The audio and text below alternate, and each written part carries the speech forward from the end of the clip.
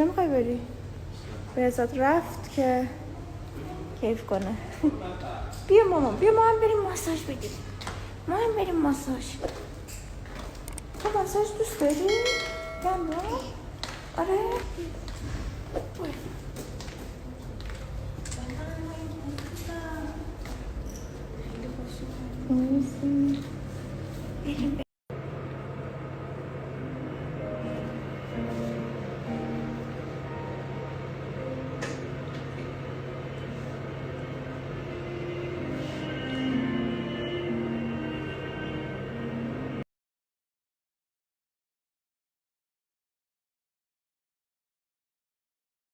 گندم چطوری بود ماساژت؟ الان حالت چطوره؟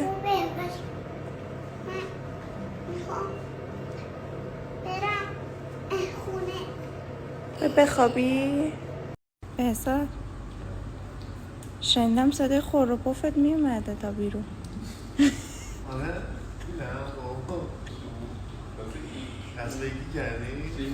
بابا چی صدات گرفته، چشات ورق کرده. 1 ساعت که خوابیدی؟ اونوری به دمر برو پشما میخوره اونوری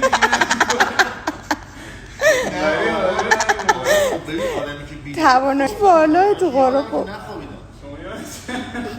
یادشو که نخوابیده. منم که این خانوم نذاشت اصلا تمرکز کنم جوجه.